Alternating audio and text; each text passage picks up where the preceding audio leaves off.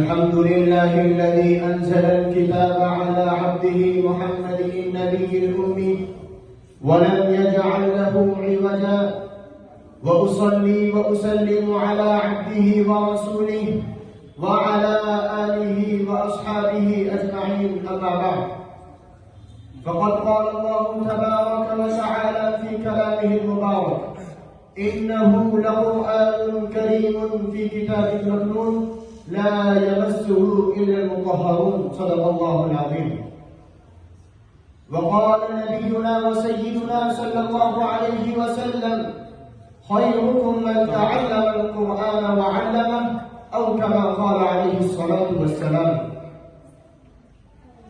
رئيس البرنامج وزملائي الكرام،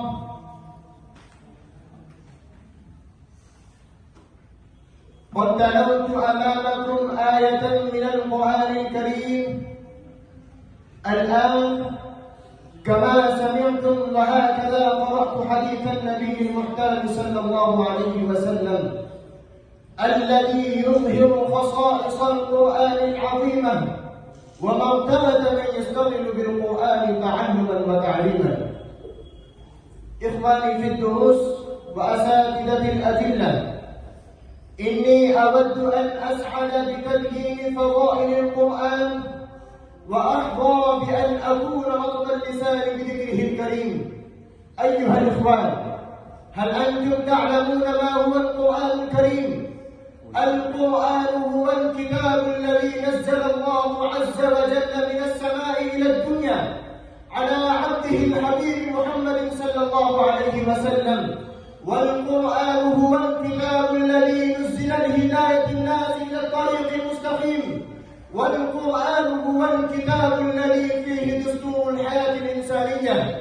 والقرآن هو الكتاب الذي فيه شفاء للناس بما في الصدور. أيها الإخوة، فعلينا أن نعمل بما جاء في القرآن بعد أن تقبلنا دستور حياتنا، وأن نأخذ أحكامه بالنواجذ، ونحث إخواننا المسلمين على أن يعيشوا بمنهاجه ويسلكوا سلك هدايته في كل مكان وزمان.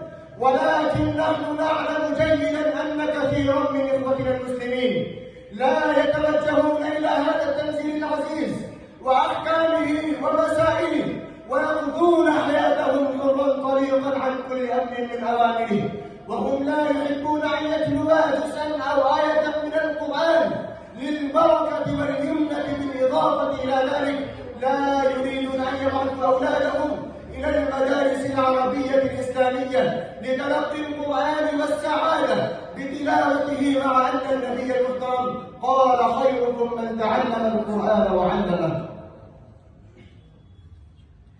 أيها المستمعون الكرام، هذا الحديث يحث كل منا على تعلم القرآن بأنفسنا، ويكلف أولادنا بتعليمه وعمله. واعلموا، قد فاق أهل القرآن ومن قام بتحفيظه والعاملون به على سائر الناس.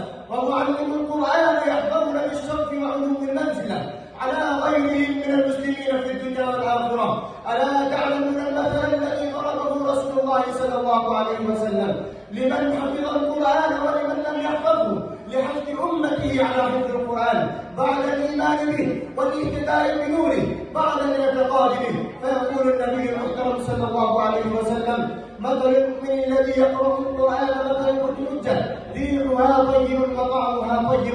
ومثل المنافق الذي لا يقرأ القرآن كمثل الثمرة التي لا ريح لها طيب وطعمها خبث. إخواني، إلى أين نذهب؟ وكم مدة نتغافل عن القرآن؟ متى نلتفت إلى الله وإلى كلامه؟ تعالوا إلى كلمة التوحيد فنتناول ما في واحد. وبدعوة الكلام، والسلام عليكم ورحمة الله وبركاته.